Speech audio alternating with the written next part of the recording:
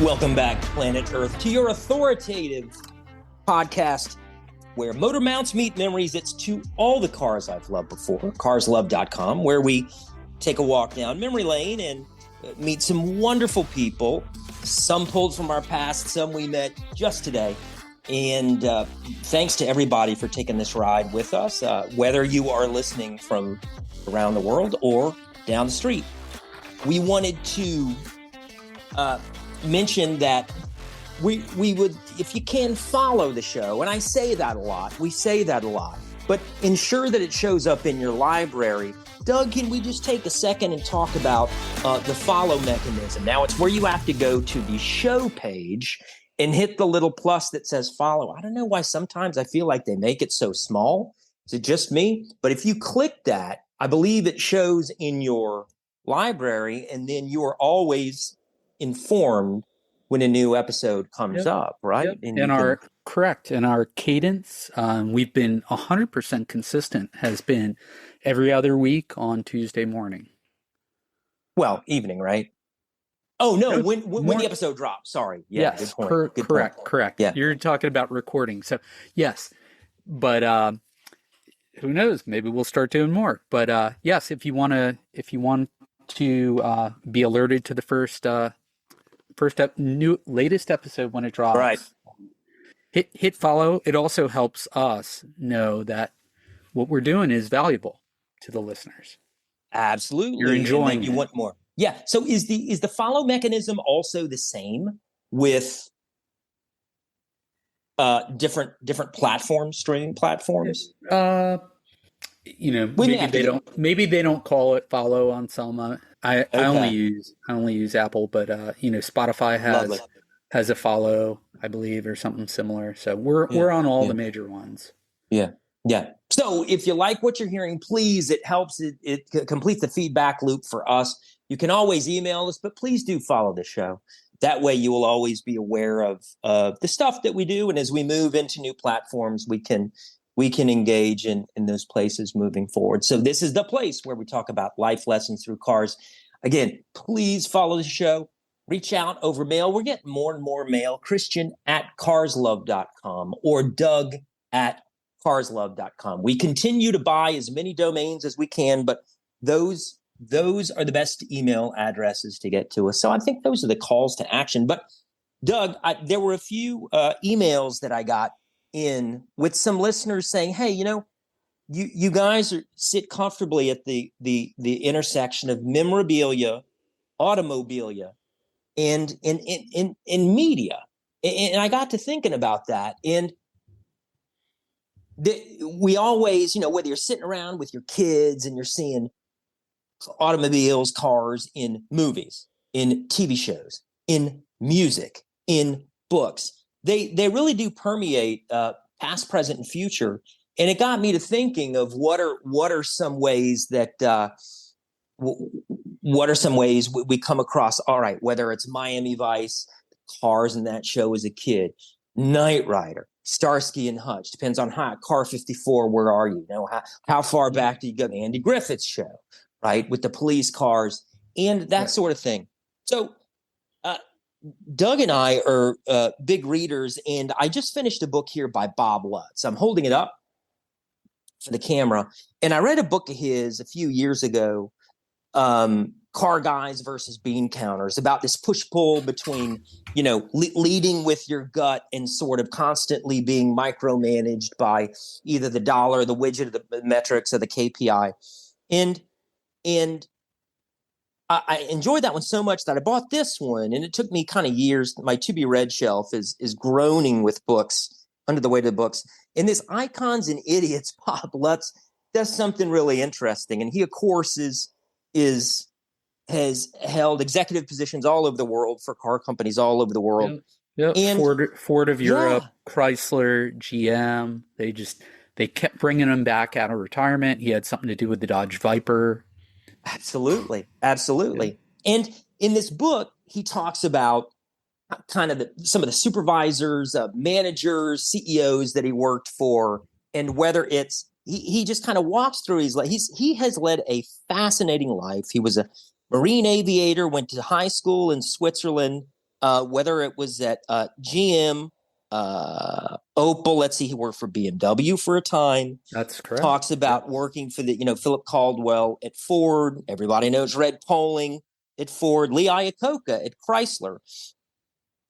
Eaton also at Chrysler, and just on and on. And then ultimately, Richard Wagner at General Motors. And he kind of talks about it's I wouldn't say it's a no holds bar, but you can see I've dog-eared so many pages. Lutz is really a natural writer and great turn of a phrase. And he just talks about sort of the pros and cons about these people's leadership style. There are some sharp observations, but really it's a very interesting. I was surprised by the depth of this. And I don't read a whole lot of business books, but I don't know. I just find myself kind of, I tend to read pretty widely, but I thought this book was really interesting. So, Doug, before we introduce today's guest, any books you've read recently, kind of to start the media? Go ahead. Well, a book I have in my on my shelf that I've read and then started rereading and then stopped is called The Gold-Plated Porsche. And so that book was written by, let's see. Give me 1 second. I'm actually going to walk over and grab it. Yeah, I was actually looking on my bookshelf as well for the Car Guys versus Bean Counters. I couldn't find it. Maybe I lent it out. I need to stop doing that. That's all right. So Stephen Wilkinson, he was editor of Car and Driver, Road and Track. Sorry, I don't know off the top of my head, but basically this guy bought a beat up 83 Porsche and ended up spending several years and $70,000 to make it a car that's worth, at the time, maybe like $10,000. But he loved doing it. And it actually is the book that got me really interested in the intersection of cars and media, which actually, Christian, the next step was the book I was going to write called To All the Cars I've Loved Before, that you talked me into turning into a podcast, which I'm so glad you did. Amen. Because it's not lonely writing that book. Yeah, and when you're writing it, go ahead. And we get to meet people like our next guest, actually, which is a great one. Perfect segue. Well done. Go ahead. Hey, fellas. Good evening. Good evening. So with us is Rob, who we haven't officially met in person, except over the interweb, but Rob and I connected over Facebook, if I remember correctly, via City of Annapolis Cars and Coffee post that I did for our podcast many moons ago. And tell us a little bit about yourself, Rob, and your early goings, and you have some great car stories. I hope we can get to at least 3 of them, because you have about 30. Yeah. So again, my name's Rob. I was born and raised in the Baltimore area, and I've always been sort of excited about cars, and always sort of had a special place in my heart for Mustangs.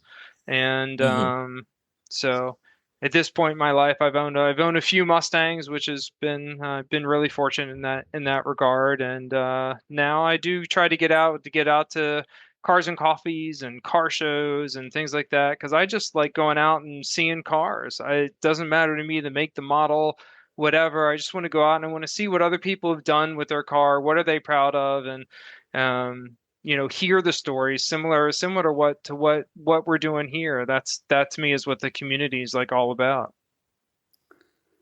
Yeah. And, wow. And that, not to take it away from you, right?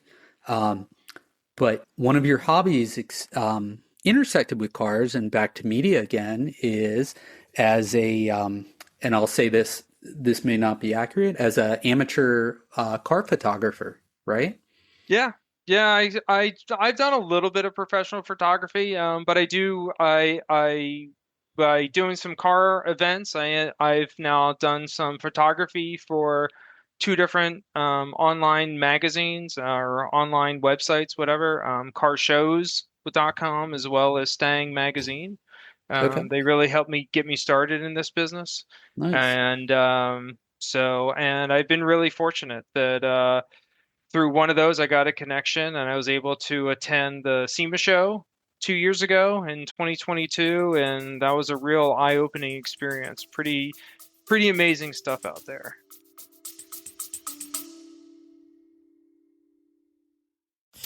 Hi, this is Christian with To All the Cars I've Loved Before, your authoritative podcast on automotive nostalgia. Hey, have you ever thought to yourself, I love this show so much, I wish it would come out weekly instead of bi-weekly? Well, guess what? You asked, we answered. Henceforth, that means from now on, you're going to get a piping hot new episode of To All the Cars I've Loved Before, weekly instead of bi-weekly. How do you like that? We will see you on your mobile telephone streaming device of choice weekly from now on. Yeah, so for the listeners, I'm familiar with SEMA. I haven't been to it. I think it's always in Las Vegas. Yep. And tell everybody what it stands for and what you've seen there or what the experience is like. I mean, it's like Sure. the super rock stars, if you will, of custom automobiles, right? And Right. I'll leave the rest to you. Yeah, so SEMA is the Special Equipment Manufacturers Association. So they're the advocates for anybody trying to make aftermarket parts for cars. They're the ones, by the way, if you have a car with a loud exhaust, they're the ones that are fighting so you can still modify the exhaust in your car. If you want to get it tuned, they're the ones going to court for you. So good organization to support. But at the show, the goal of the show is that all these aftermarket equipment manufacturers come and want to show off their latest inventions and products so that no matter what it is, if you're into trucks that you can put campers on, there's 10 or 12 people making campers that fit on top of trucks. There's people making all kinds of paint and paint protection and tires and wheels and you name it. The show is just absolutely massive, though. It covers 7 conference halls, Well, and I was only able to cover 2 halls a day. So the show, because I had a media pass, I got in on Monday as a preview day, and then Tuesday, Wednesday, Thursday, I walked the show every day. I probably walked 10 miles a day looking at all this stuff, and you're seeing all this equipment that the manufacturers have out, but the manufacturers also want to show off like this is what our product could look like on your car. So that's where you start seeing all these builds. People bring in these really high end builds, builds that are $200,000-$300,000. You get all the major players are there. Like I met, oh my gosh, blanking, Ken Diggett. Can't think of his name off the top of my head. But met him there. In fact, one time I went into the bathroom and I turned around and there's Chip Foose. I was like, I didn't want to bother him while he was there, but afterwards I was like, hey, how you doing? And thanked him just for, what I like to thank him for what he does for the industry, because I think he's sort of a champion for the industry and just, the way it should be done. But yeah, they also have competitions for builders. So they have cars parked all over where people can enter their cars into a competition. Some of them are, very professionally judged. And you have cars there, like the one car won the Riddler Award in Detroit that year. It was on display. And the crazy part is there's so many cars. You go outside and there's cars parked outside that people probably have $100,000-$200,000 in these cars. There's just not enough room in the halls because that's where they're showing off all the actual equipment. People are parking, $100,000-$200,000 cars outside, just so they can be part of the show that otherwise these cars may never see the light of day. It's amazing. Now, is it true that SEMA is not open to the public? So it's kind of a business to business, true industry. Yes. Yeah, you got it. In order to attend, in order to get a ticket to walk in the door, you have to prove you're part of the industry. So you have to work for, you can buy a ticket if you work for like an automotive repair shop or a paint or a body shop kind of a thing or whatever. People in the media get in that are, into media and doing stuff Got to it. further the industry. But on Fridays, the public are allowed in. That last day, the Oh, public okay. is actually allowed in. Um, and it's only like a half day event. It's kind of cool. Some of the cars, they do a big rollout event at the end of the day on Friday. So you see some of the cars sort of like parading out and stuff like that. I should mention too, one of the things I forgot, it's so wild. Like while you're there, they had two different drift tracks there outside, and they're doing exhibitions all day. And Mhm. I may or may not have snuck into one of the booths so I could get closer to the track. Um, but pretty amazing stuff there. Fantastic memory. Good deal. Yeah, that sounds like a lot of fun. But we have to step into the way back time machine, and let's transport back to when you were younger and how it all started. What was your first car? Where did it come from? What was it? It was a 1986 Chevrolet Spectrum in Mm. dark blue, and my dad put a red pinstripe on it. And this car, when my mom got it, it was meant to be like an Econobox, super cheap car. Right. So when my mom got it, she got like the bare bones version. I don't know if there was any options on the car. So it had, crank windows, manual locks. Everything was just very manual and basic about the car. It did have air conditioning, which was really nice. And in fact, when it came from the factory, there wasn't even a radio installed in the car. And so my parents, when they bought the car, told the dealer, you got to put a radio in it. So they went back a week or two later and had the radio installed. But I mean, that's how, it was something, it was a car that at the time that, they needed a car, they bought a new car. And I was, that was where it came from. A few years later, when I became of age to be able to drive, my dad fortunately had been given a company car because of what he did for sales. So my mom took his 1988 Ford Taurus station wagon, another cool retro car there. Absolutely. Turn all the Uh, heads. Yeah, look at you. and then I got her Spectrum. So Nice, nice. And you mentioned the didn't come with a radio, did have AC, it had crank right, windows. Were there yep. any looking towards your future, were there any mods that were done to this unique Chevy Spectrum or bare bones with the red pinstripe? Yeah. So, yeah, my dad, out of a JC Whitney catalog, ordered a little intermittent wiper module, and he installed that one weekend. So eventually, it had intermittent wipers, which today, of course, is standard on like every car. But in the '80s, that was a feature, Yep. Yeah. That And was a then luxury.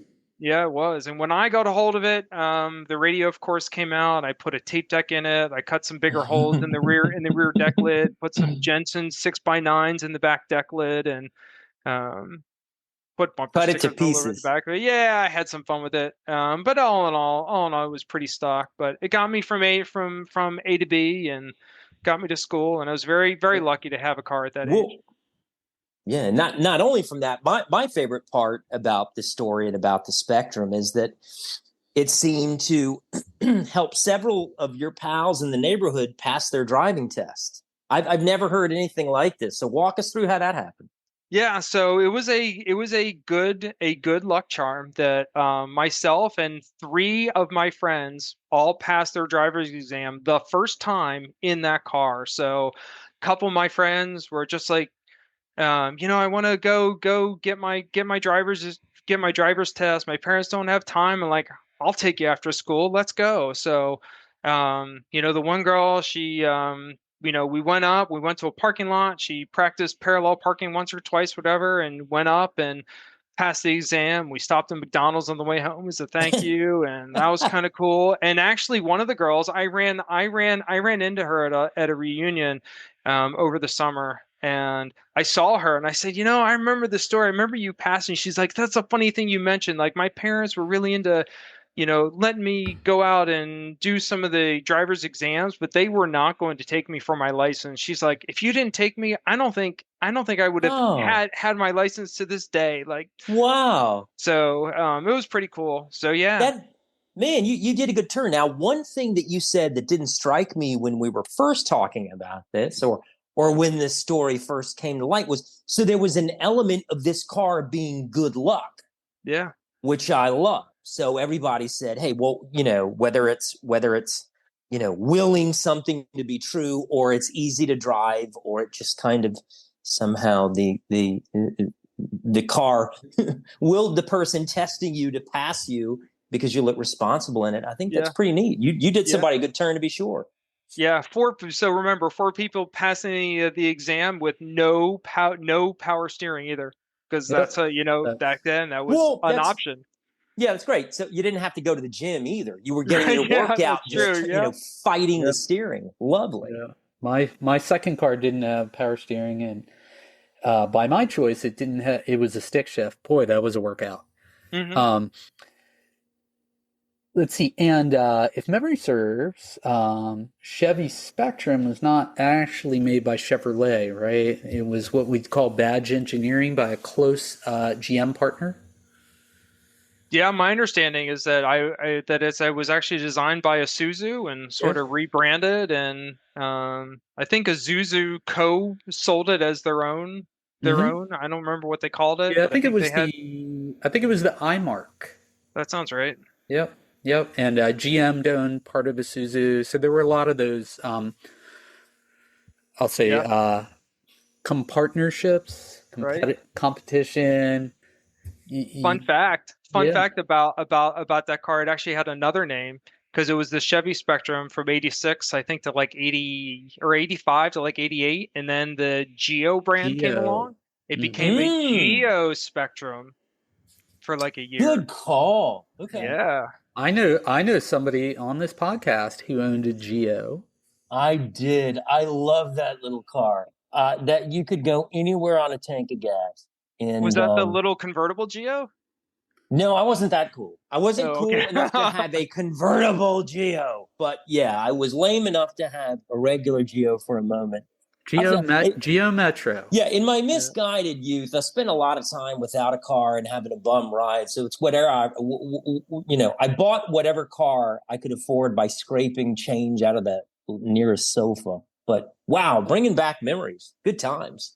Yeah. But that didn't last long because we moved on to the first of many pony cars, right? Yes, sir. Yeah. So I had the opportunity when I was in college. My parents were like, hey, if you want, sell the Spectrum, buy I had some money that my grandparents had given me through the years and said, buy a car. And I was like, I got some money in my pocket. Can I afford a Mustang? I'd always been dreaming of one. So I bought an 87 Mustang GT with the ground effects kit and the big spoiler on the back. And 5.0. Yeah, it was 5.0. That one, the car, the paint on it was terrible. It was white. It was like peeling and all that kind of stuff. So we knew when I bought it that it was going to get painted. So I got it painted a really dark gray, which was a factory color, but they normally did like a two-tone. I did the whole car solid in it. And the painter even said like, I'm not so sure about this. But when he was done, he was like, this looks really solid. He really liked it. So where'd you get it painted? My dad knew a guy that knew a guy, and somebody did it in their spare time, borrowed somebody's booth and painted it overnight. And it didn't look terrible. You say it looked good. It looked pretty good. Yeah. Custom painted metallic dark gray. Golly, I wish we had a photo. Love to see that. Right. Yeah. So that car, I'm sure was a lot of fun, but maybe not a lot of fun in the rain or the snow or a long trip. Is that true? Yeah, that's very true. Yeah, that GT suspension, you got on the highway for 30 minutes and you knew you were driving a GT. Like it banged you around. That ride was no fun. And then in the rain and snow, forget it. When I was in college, I had to get the car. I had to move it for a spring break. There was some. But you had to get it out of the school lot for spring break. So I was going to put it behind my buddy's house a half mile away. And I had to get out of a little parking area. And there was this little tiny hill. And it took me a half hour of trying to get up this hill, back up and gain as much speed as I can to drift over the top. And then I finally got out of that lot. And then there was this big long hill that I had to go up. And that car just wouldn't do it. There's no weight in the back, too much torque. The tires weren't really designed for it. So my friends pushed me up the hill, and that's how I finally got it parked. So comically, my grandfather, Mm-hmm. he passed when I was in college, but he had a '79 Jeep Cherokee, four-wheel drive, There and you go. yeah, my parents were like, "Hey, since the Mustang's so terrible in the winter, why don't you take the Cherokee back?" And this thing, my grandfather said, "Hey, why don't we get it painted?" So he gave it to a local guy to paint, and he said, "Paint it yellow," and it was already like a '70s yellow, but the guy painted it like really bright yellow. I can't even describe how bright this thing was. Hmm. Yellow on the bottom, black on top. It was something. So that thing was fun though. That I was dating a girl in college. She lived like an hour away, so over a different break, I I drove up to her place, and I'm driving back on the Pennsylvania Turnpike, and I hear this sound as it goes flap flap flap flap flap, clunk. I was like, "What the heck Mm-mm. was that?" Mm-mm. I look up, and there's something spinning right in the middle of the road. It looks like a 2 liter bottle of soda spinning in the middle of the road. I'm like, what the heck is that? And so I pull over and I look at the car, and like there's no lights going on. The battery's still charging. I'm like, that just might be the starter on my car. So I open up the hood and I double check, and like all the belts are still connected and stuff. I said, I'm pretty sure that's the starter. I said, well, let me go claim it. So as I'm walking back, like the quarter mile to claim it, a semi Oh my truck, goodness. 18-wheeler truck is coming down the turnpike. He sees me on the side of the road. So to be polite, he starts switching lanes Oh no. and as he switches lanes, Oh sure enough, no. he hits that thing, and you hear this bang. And I was like, he probably got a flat tire, and it was Mm-hmm. bad. So I finally, traffic, there wasn't any traffic. I ran out, grabbed this thing, picked it up by the pigtail electrical cord, and it's all beat up to crap now because it's been run over by an 18-wheeler. And I'm like, looks like a starter. So I get back to the truck, throw it down in the seat, drive back to school, and I'm like, all right, here's the plan. I'm gonna pull into the gas station, leave the car running, put gas in the That's right. truck, then drive over to my dorm, leave the car running out front, grab all my stuff, all my dirty laundry from college, and then drive back to my parents' house because I still had more time on break, and let my dad help me deal with this problem. And it had a shifter on the column, automatic, and I get into the gas station out of habit. You just grab the shifter, put it in park, turn the key, and I go to get out, and I go, oh no. And sure enough, Hmm. I turn the key, and nothing, Nothing. That's nothing right. at all. That was the last time I drove the car and the last time I saw the girl. So Well, you raise a good point, though. You don't really need a starter if you never turn it off. exactly. Yeah. Yeah, I mean, as long as you have endless access to fuel, like I think you're really onto something here, Yeah. Rob. Right. Solar panels on the roof, and well, I dig it. I dig it. Yeah. If Well, then one of many Mustangs thing. from Yeah. what I see from the file we have on Mr. Rob. yes, sir. Yes, Yeah. sir. So right now I daily drive a 2018 EcoBoost convertible. It is red, black interior. It's a premium edition, so it's got some really nice upgrades just from the factory. Mhm. Then I've done some work to it, and it's car show worthy. From the outside, I like to think of it as it looks like it should have come from the factory. That if you look at it and go, did that come from the factory that way? And then you open the hood and you go, okay, that's definitely not factory anymore. And yeah, what he's describing, and I'm looking at it, so we'll try and describe to listener land what he's done. The hood liner, right? So he Right? opens the hood real nice and wide here. And what it is if you're not familiar with the Maryland state flag, it's the best state flag out of all 50. I have to be honest. It looks like a coat of arms. It's 4 quadrants. The upper left and lower right are kind of this yellow and black check that looks like a racing car flag. And then the alternating quadrants on top right and lower left are almost like this. What would you say? It's sort of like either a sword or a cross. It's a cross, yeah. Maybe Red and maybe white. like maybe like a knight's cross or something. Exactly. That's what I was going to say. It looks like like a medieval castle flag, something be flying over. And I think is it, I'm gonna get this wrong, but is it called the John, is it the John Calvert family crest or something?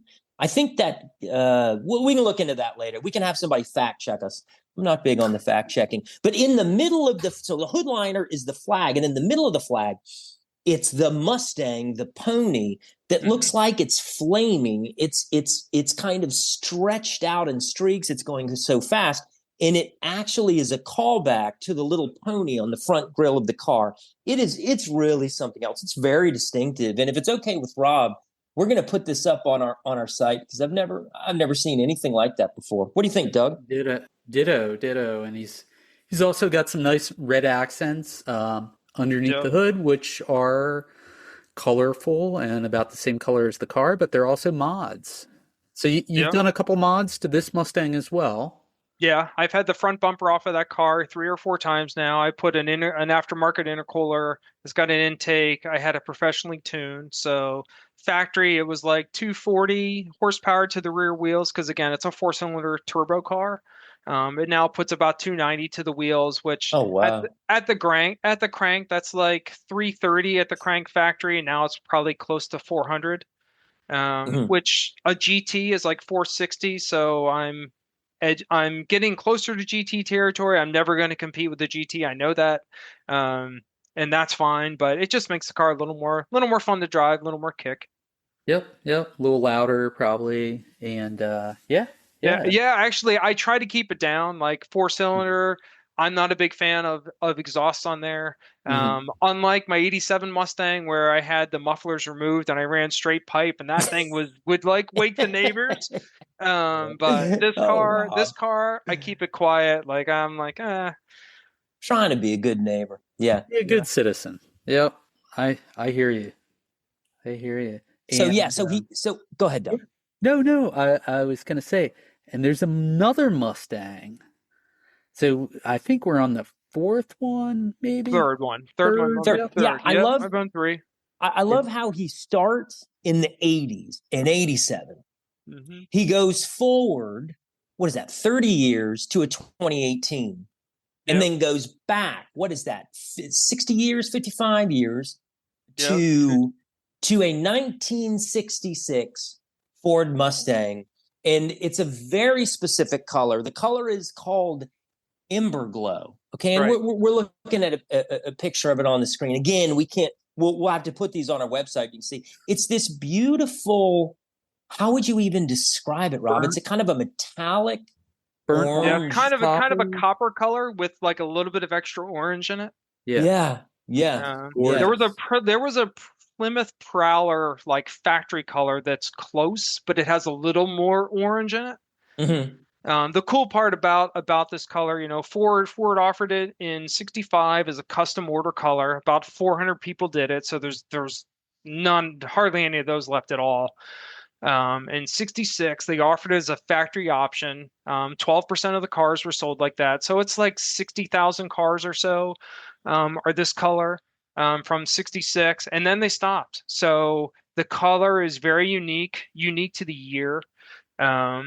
And that's actually the reason that I have this car is because of the color. So when I got my 2018 convertible, my dad started seeing what I was doing with it, and he started reminiscing about all the Mustangs he owned, because he's owned several. But my grandmother, Mustangs he's loved before.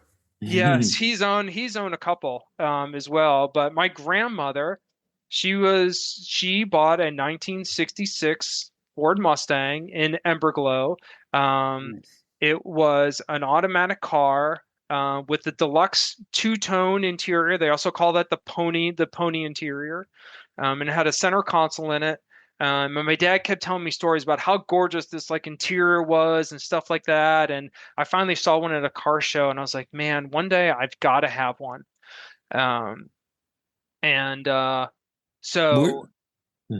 So I went ahead and about 2 years ago, and I found out my father was diagnosed with cancer, and I was like, oh man, I've always wanted one of these, and I wanted to be able to make some memories with him, and I thought I had like more time, I was like, I need to have one. So we figured out how to be able to afford one. We were lucky that we were able to make that happen. And then so I got one of these cars. My dad is now on the mend. He's doing Glad to well. hear. He's been Excellent. treated and doing well. So that's really exciting. So now he likes telling the stories too about the car, because I kind of left this out earlier, that my grandmother didn't just own one of these cars. She owned two of these cars. She owned, the first one was a 6-cylinder, and my dad was coming home from college, and he ended up sliding on some ash that back then that they used to put ash soot down on the road for like traction in the winter. And he slid on that. It was dry. It was in Pennsylvania, and the road was covered in this stuff, and he slid on it and totaled the car. And he told my grandfather, he said, if I had more power, I would have been able to sort of like power slide out of this thing or whatever. So I think, so when they replaced the car, they got the V8 version, because my grandfather literally went out to the crash site and looked and said, yeah, I think you're right. If you had more power, you could have made it. So the second one, my grandmother got a second one, same color, same car, same identical car is what it sounds like, but with a V8 in it. Okay. Well, with a V8 in it. So this car that I had started out pretty much like hers. Both of hers had a black vinyl roof. Black vinyl doesn't wear very well. It does terrible things for rust underneath and stuff like that. So this car does not have the vinyl roof. But this car started out with the same 289 motor in it. Someone did a lot of nice engine work for me, putting a 4-barrel carburetor and an intake and a water pump and a cam, headers, exhaust, so it rumbles a little bit. That one will wake the neighbors. So I try to be really polite when I start it, and I have to leave for a car show at 8 o'clock in the morning. But now over the winter, I tore out every piece of the braking system, and I put disc brakes up front and drum brakes and rebuilt the drums in the rear and upgraded the suspension in the rear. And year by year, it's getting some upgrades here and there. That my goal is, from the outside and the inside, it looks factory, but the drivetrain, free game, I'm going to upgrade it and make it everything I can, because I want to be able to drive and really enjoy the car. So yeah, that's a resto mod to a degree. And right. Yeah, there's so many modern anybody who's heard me talk, I had electric power steering added to my DeLorean. Oh my God, it's like a different car. The new suspension too, but it was like driving a different car. It was so much, and it's adjustable in the amount of assist. But yeah, there's electric air conditioning condensers for cars. As you mentioned, disc brakes make a big difference. Yeah, there are just so many things that can make these cars just so much more enjoyable than they ever could have been from the factory, even though back then we had a different set of standards, if you will. Right. Well, I have a throwback on this car on my 66, that my transmission was acting up, and I was like, I could spend $2,500 or so and try to have the transmission rebuilt and reinstalled, but I knew one day I wanted to put overdrive in it. So rather than do that, I found a transmission, an AOD transmission out of like an '89 Ford Mustang. Had that rebuilt. I do not do transmissions. I know my limits. Mm-hmm. So I had a shop locally here install that for me. So this car actually has overdrive in it. Nice. It has a custom valve body though, so I can select first gear, second gear, and then I have drive, third gear / fourth gear, and I used a factory fog light switch as my overdrive lockout, so I can basically lock out fourth gear and keep the car in third gear. So I can drive the car out of a red light like a stick. First, second, third, I'm going 30 miles an hour and I want second gear, I can just pull it down into second gear and just go. But I don't have to deal with the clutch, which I don't mind. I can drive stick. My 87 Mustang was a stick. But I wanted this car so I can also take it to parades so other people can see it. I wanted so my wife can drive it. She's not very comfortable driving stick. So now the whole family can enjoy it. So it's a good time. No, that's awesome. And what do they say? Necessity is the mother of invention. Is that what they say? So Yeah, you found another transmission from another Mustang, from the Yes, same sir. vintage of your first Mustang into the same vintage of your grandmother's Mustang You got it. that your dad drove. So beautiful. And as we, oh, go ahead. No, I was just going to say I'm taking the words out of your mouth, Christian. I can't wait to put these pictures up on our website. They're gorgeous. And Rob saying he's I said he was an amateur photographer. That was not fair. These photos are professional. They are gorgeous. Yeah, well, the subject makes it easy, but the inside is just a time capsule, and all just hypnotically beautiful. The thing I like about the interior, the seats, they're two-tone. So I believe Rob was saying that the white is called parchment.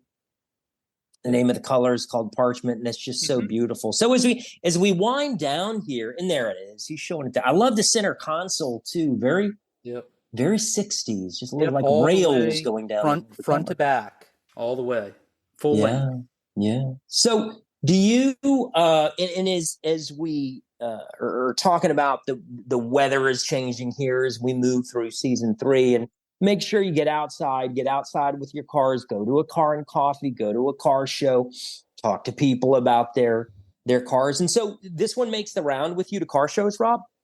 Absolutely. It was just out on Saturday, a couple days ago, or Sunday rather. It was out at a car show to benefit a cancer support organization, which was an awesome thing to do. Nice. Unfortunately, the cars never brought home a first place trophy. It's brought home a couple seconds and thirds. But in the end, I don't go to the car shows to get a trophy or to get the hardware. It's nice to be recognized, but really I go because I just like talking to people about their cars, just like you. I want to go. I want to see what people are doing with them, and check them out. Yeah, I can see you light up when you talk about them. Your enthusiasm is comes right through the line. So, hey, it was great meeting you, Rob. I just want to thank you for taking some time. And I think that's a wonderful way to button up the show, is to kind of bookend with this Mustang, your first, the one you have now. And then you kind of went back in history to fulfill the dream and kind of bring it back to family with your grandmother and your father. So just great stuff. It was great meeting you. And if it's okay, we'd like to put some of this on the website. Yeah, absolutely. Looking forward to it. Yeah. All right. Yeah. And, you could say every Mustang tells a story. In this case, at least 3. Yeah. Yep. Yeah. He's definitely got a type, as they say. Yeah. Yes. Yep. All right. Well, no, I was just gonna wrap up the show here. This was To All the Cars I've Loved Before, thanks to our new friend, Rob. And check us out. If you like us, follow. If you really like us, tell a friend. I'm Christian at carslove.com. He is Doug at carslove.com. Let us know how we did. Take the poll, take the survey, get involved, and have you on the show.